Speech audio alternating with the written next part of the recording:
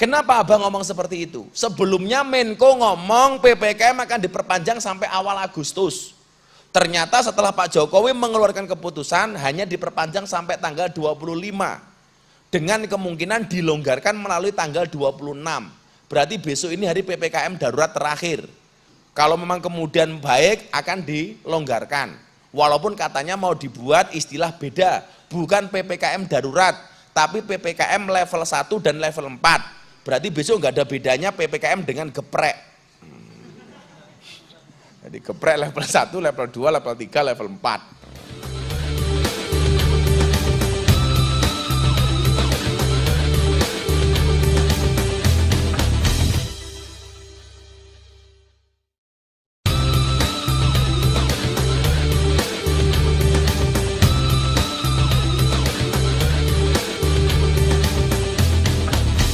Maka anak-anak sekarang begini, saya mau memberikan masukan kepada pemerintah.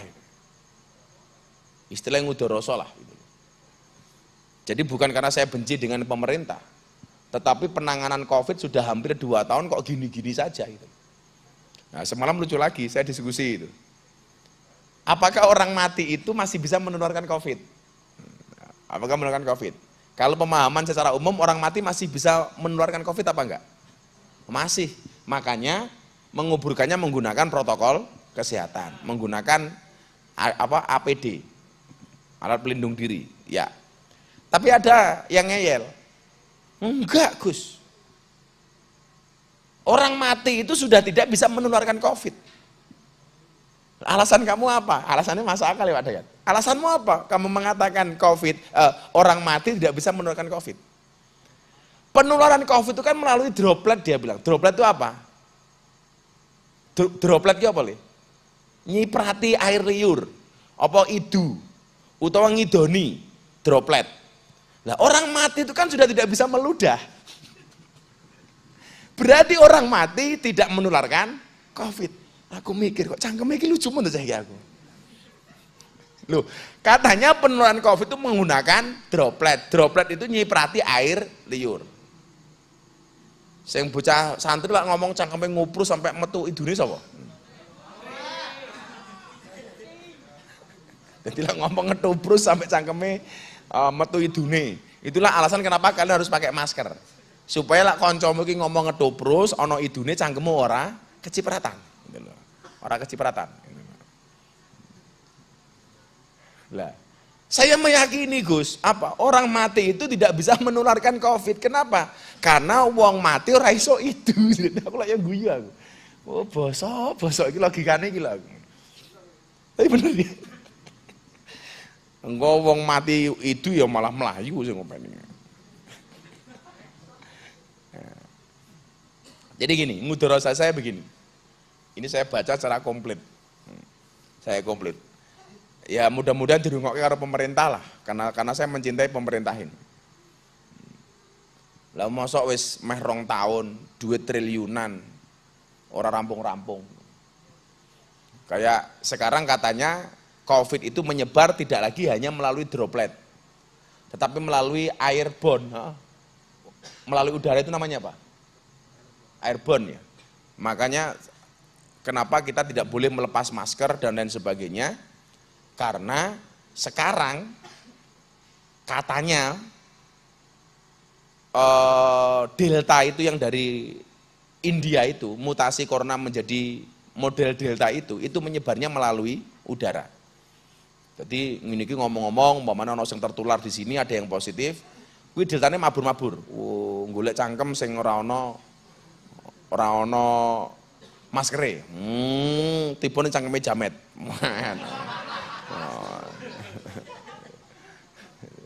Katanya seperti itu. Pokoknya awakmu nggo masker lah. Maskermu mana, Met? Ya lah ora disili sing pake Faiz dinggo. Ya, ini ngudoroso bab Covid ya.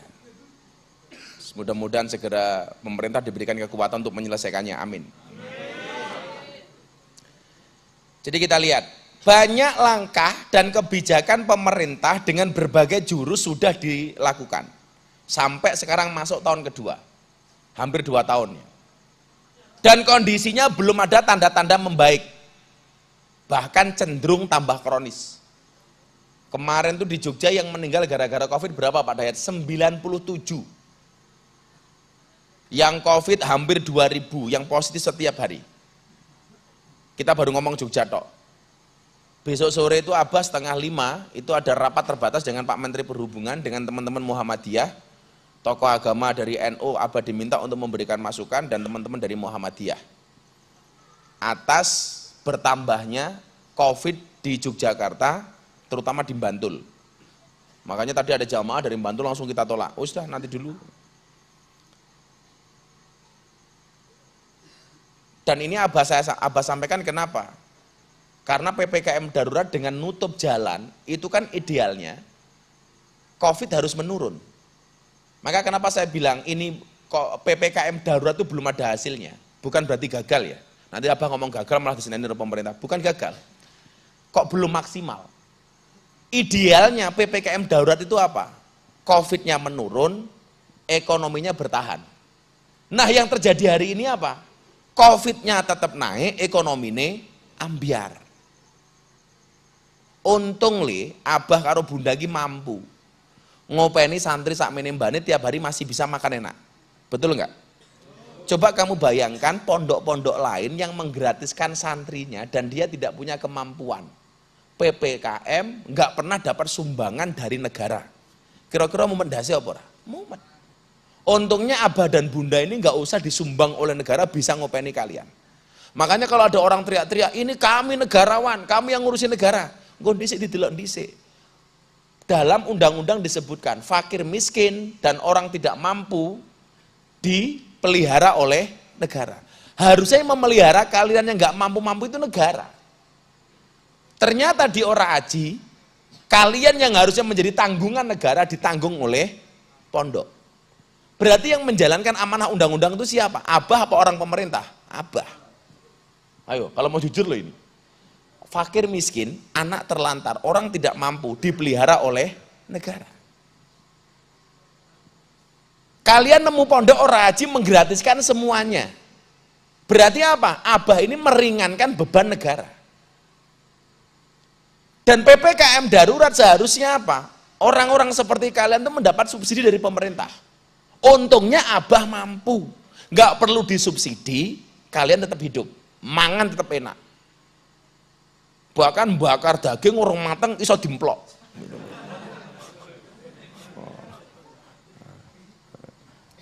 Neng kene iki enak kowe li. Ora iso masak wis dimasake Bunda. Abah dulu di masjid tinggal 4 tahun. Wancine korban ki nangis. Abah tinggal di masjid, masjidnya enggak ada dapur. Enggak ada orang kampung yang ngasih makan. Dikasih bagian daging 1 kresek. Sementara enggak ada dapur. Masake neng ndi? Dan gak ada yang nawari makan. Akhirnya dagingnya Abah kasih abang becak. Yang lain pesta hewan korban, daging korban, Abah gak makan apa-apa. Coba, neng kene awakmu kurang apa? Kurang apa? Sehari kalian makan daging terus itu. Makanya saya pengen memberikan masukan ngudoroso saya ini hari ini mudah-mudahan didengarkan oleh pemerintah. Sudah masuk tahun kedua gak ada tanda-tanda itu membaik. Bahkan berdampak pada berbagai sektor. Yang pengen Abah sampaikan apa? Bukan saatnya saling menyalahkan dan saling menghujat.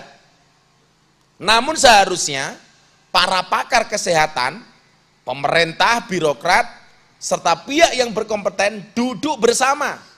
Hilangkan ego sektoral masing-masing. Abah kemarin kan posting begitu PPKM darurat oleh Pak Jokowi, beritanya langsung tak posting di Instagram. Tak kasih judul PPKM, patuhi Presiden ketimbang Menko. Kenapa Abah ngomong seperti itu? Sebelumnya Menko ngomong PPKM akan diperpanjang sampai awal Agustus. Ternyata setelah Pak Jokowi mengeluarkan keputusan hanya diperpanjang sampai tanggal 25. Dengan kemungkinan dilonggarkan melalui tanggal 26. Berarti besok ini hari PPKM darurat terakhir.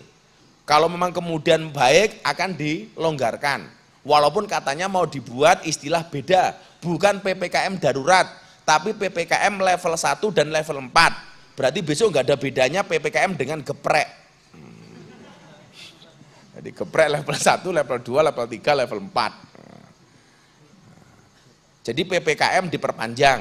Jadi kalau hasilnya sama, kemungkinan akan diadakan adu penalti.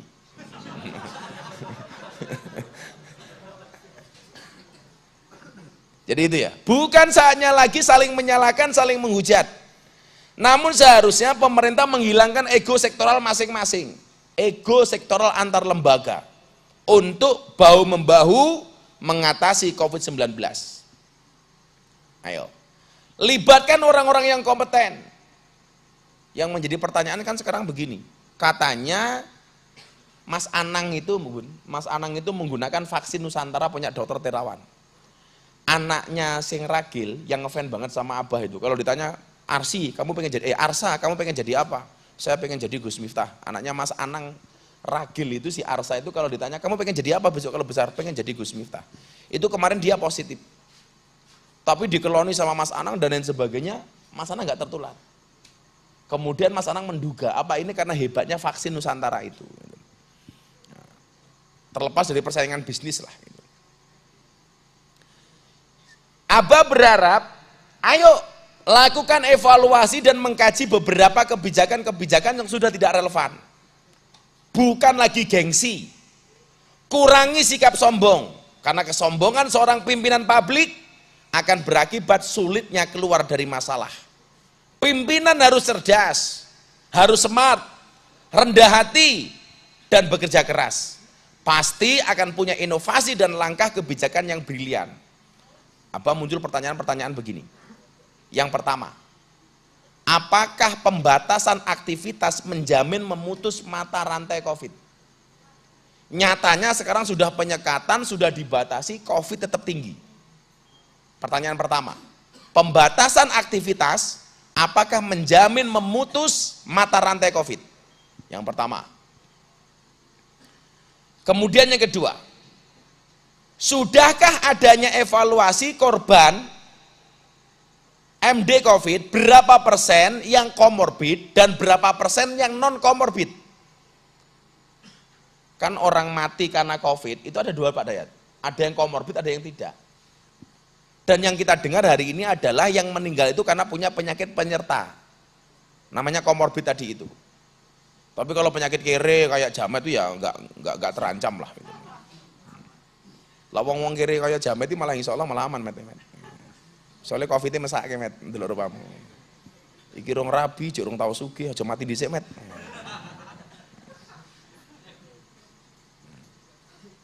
Sing nyenengi COVID, sing nyenengi si Faiz, ndelah Imada rabine karo jamet. Wah.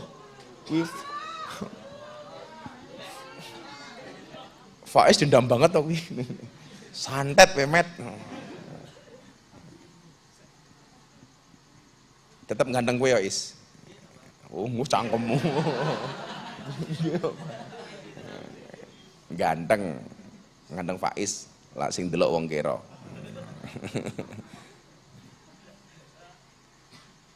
Artinya setelah ketemu angka tersebut, apakah tidak bisa dilakukan inventarisasi masyarakat golongan komorbid dan golongan yang sehat untuk dilakukan perlakuan sesuai dengan kebutuhan? Yo kan, iki ono sing komorbid, di penyakit iki sing ora, sing mati komorbid berapa persen, sing ora komorbid berapa persen. Sebenarnya Abah pengen tahu itu. Yang selanjutnya, kenapa anggaran yang bertriliun-triliun dengan semua kementerian dan semua instansi difokuskan dari 1 tahun yang lalu, bahkan lebih, bisa sampai kecolongan, sampai oksigen sulit didapat. Biaya COVID itu ngeri loh, 1.000 triliun, kemarin PPKM tambah 200 triliun, diperpanjang sampai 5 hari nambah lagi 55 triliun. Harusnya kan harusnya kalau dihitung dengan bagus, nggak akan kecolongan tentang oksigen. Sekali lagi loh ya, Abang ngomong begini bukan karena benci dengan pemerintah loh ya, tapi justru evaluasi bersama. Ulah panas kupingmu yo goblok, diwene masukan kok panas. Ya. Kemudian apa? Sejauh mana kebenaran COVID bisa mengakibatkan kematian? untuk semua kondisi atau dalam kondisi tertentu. Kan harusnya disampaikan ke masyarakat gitu. Bahwa COVID itu bahaya, iya itu loh. Tapi yang mengakibatkan kematian itu sejauh mana itu, sejauh mana? Kan kita juga perlu tahu. Untuk semua kondisi atau dalam kondisi tertentu. Ini yang paling menarik, yang sering saya sampaikan kemarin di e-news. Anak-anak tahu nggak? Katanya yang membuat imuniti bagus itu apa? Harapan dan optimisme. Kayak bunda ini bisa sembuh total dari kanker itu karena optimis. Karena harapan sembuhnya tinggi. Kemarin bunda terakhir diperiksa, alhamdulillah clear, bersih semua. Dan jarang kasus kanker itu yang bisa sembuh total kayak bunda. Kenapa bunda bisa sembuh? Karena mempunyai optimisme dan harapan hidup tinggi. Makanya Abah selalu memberikan semangat kepada bunda untuk sehat. Tak kasih optimisme. Berobat tak kasih ATM, tanpa dikasih PIN.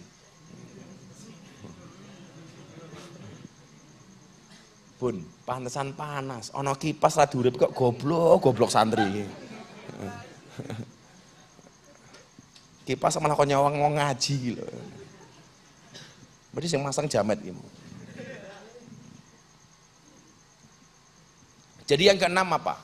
Saya sampaikan. Soal teori semangat dan keoptimisan merupakan 50% memperkuat imunitas. Apakah hal ini benar? Kenapa pemberitaan dan kebijakan pemerintah tidak memfokuskan dalam memberikan harapan dan semangat hidup, namun seolah-olah mengekang dan membatasi ruang gerak, sehingga perasaan terkekang dan tidak bisa beraktivitas, justru itu akan menurunkan imunitas. Coba, santri-santri sekarang nggak usah posting yang mati sekian, yang positif sekian, serah usah wis. Yang diposting yang sembuh saja. Kalau santri punya medsos, kamu mau posting, yang diposting tolong yang sembuh saja. Kalau tiap hari yang dipotong ambulan wangwing, sing mati sekian dengan bahasa-bahasa seperti itu kira-kira menurunkan imun atau menaikkan imun? Menurunkan. Sing diposting sing nyeneng-nyeneng wae lah itu. Kalau kamu nggak bisa buat konten yang berkualitas, minimal jangan membuat konten yang menyedihkan. Apa tak gawe lomba ya? Kalian semuanya punya Instagram toh? Ini tak gawe lomba. Setiap bulan mau Abah kasih hadiah. 1 bulan nanti akan dinilai sama Mas Pesek dan kawan-kawan. Postingan santri yang kontennya paling bagus. Tak kasih hadiah. Mbuh itu lucu, mbuh itu berkualitas. Kayak lucu itu Abah dulu bangunin Mas Sopo ke sahur ke tak antem lengser ke Sopo ke men. Rohman, itu lucu itu. Kayak ini anak santri kemulan sarung ke sapa kayak gitu. Santri lek ngaji malah kemulan sarung kaya pocong. Kamu menungso apa demit ya mau kita ya. Jadi kalau memang imun itu bisa naik gara-gara optimisme dan harapan, harusnya santri-santri mengkampanyekan harapan hidup lebih tinggi, mengkampanyekan optimisme, dan TV, medsos itu harusnya seperti itu. Kita semuanya mempunyai harapan, pemerintah bisa menyikapi COVID dengan upaya bersahabat dengan virus tersebut. Jangan batasi dan larang masyarakat beraktivitas, namun penggunaan alat pencegahan tetap dilakukan dengan baik. Tetap menggunakan masker, tetap jaga jarak, jaga kebersihan. Optimalkan fungsi APA dan Satpol PP untuk mengontrol dan menindak bagi yang tidak taat prokes. Walaupun hari ini kita banyak disuguhi berita Satpol PP over. Nutup warung, satene digowo. Yang perlu ditindak itu kerumunannya, bukan penjualnya. Selama dia berjualan, ya toh, tidak melebihi batas waktu yang ditentukan, ya harusnya boleh toh. Kan undang-undangnya katakanlah nutup warung jam 9 umpamanya, jam 9. Kalau dia masih jualan sebelum jam 9 boleh dengan catatan take away, tidak boleh dine in, tidak boleh berkerumun dan lain sebagainya. Kan yang terjadi sekarang enggak, arogan banget. Yang ditindak itu harusnya orang yang tidak prokes, yang menyalahi prokes. Lah saiki wong dodolan pecel lele yo. Jam 5 buka, nembe pasang tenda, pasang meja, pasang kompor. Jam 6 nembe rampung. Jam 6 sholat maghrib, bar maghrib baru dodolan. Jam 8 kon tutup. Kuwi piye jal? Kuwi ge entuk apa jal wong bakul kaya ngono kuwi? Kuwi padha karo mung absen tok to. Lah, harusnya apa? Ya tetap beraktivitas, tetapi prokesnya menurut Abah ini perlu dijalankan. Sing bakul ya kudu nutup cangkem dan lain sebagainya.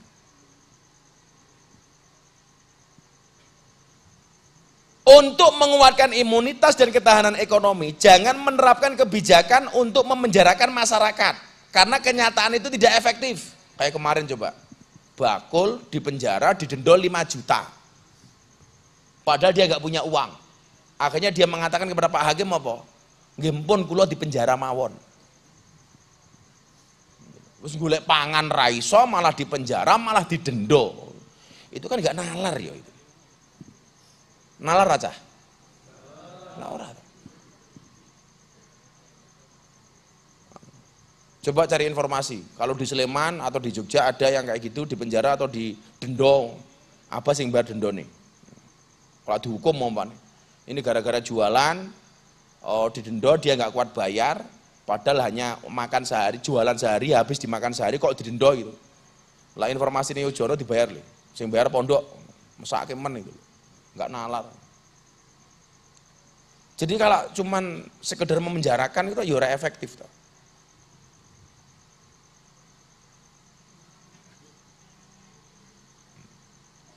Maka sebelum ini besok diputuskan apakah PPKM darurat diperpanjang atau tidak, coba pemerintah please lihat efektivitasnya. Lihat efektivitasnya. Gara-gara PPKM darurat ternyata COVID tetap naik, ekonomi ambiar, orang rugi triliunan, ekonomi mati. Harusnya idealnya diberlakukan PPKM darurat itu, COVID-nya menurun, ekonominya bertahan. Tapi kenyataan yang terjadi, COVID-nya tetap naik, ekonominya ambiar. Lah aku ini ngoraji enak, serasa mikir. Saya tak pikir-pikir sing wong tuane seran duwe wi. Kira-kira uripmu ning pondok karo kowe ning omah enak ndi? Ayo ngomong sing enak ning omah tak kon minggat saiki. Ayo minggat ta kono. Dijawab sing banter. Kowe ning omahmu melu wong tuamu karo uripmu ning pondok kira-kira luwih penak ndi? Kayak sapa sing ngomong ning omah? Ayo sing cah pondok sing ngomong enak ning omah saiki mulya, tak sangoni. Wis minggat minggat ngono. Tapi coba orang-orang yang di luar sana, orang-orang yang nggak mampu dan sebagainya.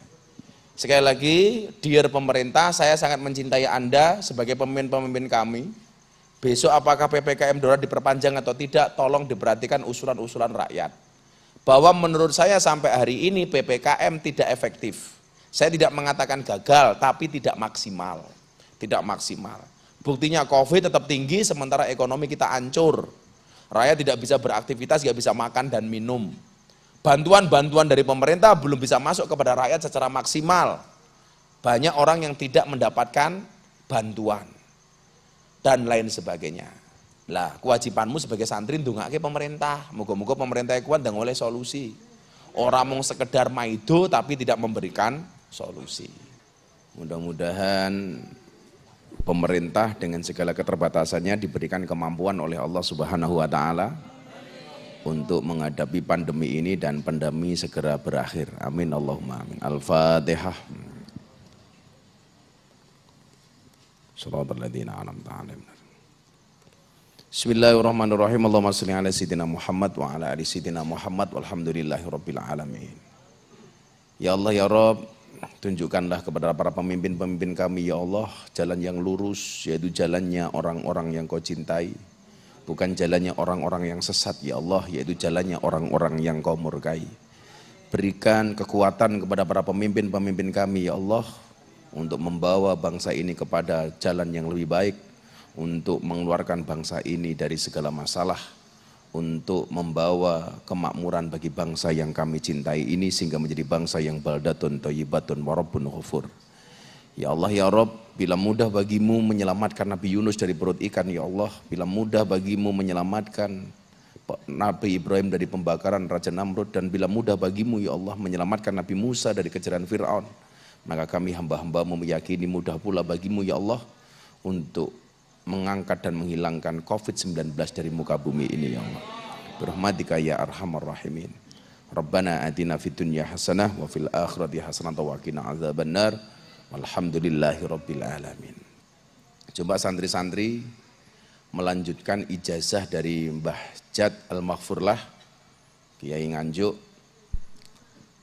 untuk membaca Salamun qawlam mir rabbir rahim sebanyak 8 kali setelah sholat, kemudian ditiupkan ke telapak tangan 3 kali, dan kemudian diusapkan ke muka untuk memaskeri wajah kita secara gaib. Selain masker batin selain masker yang kita pakai itu, ditambah dengan masker gaib untuk menutupi wajah kita dari COVID-19. Jadi Salamun qawlam mir rabbir rahim dibaca 8 kali.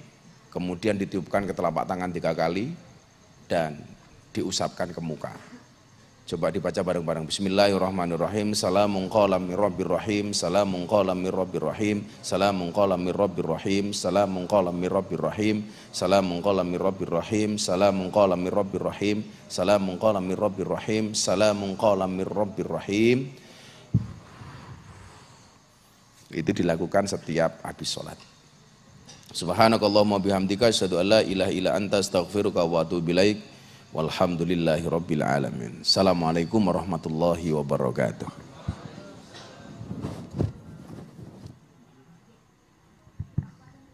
Ya Rabbi antal hadi wafiqni lil huda wa nawwir li fuadi wajlu anhu sada.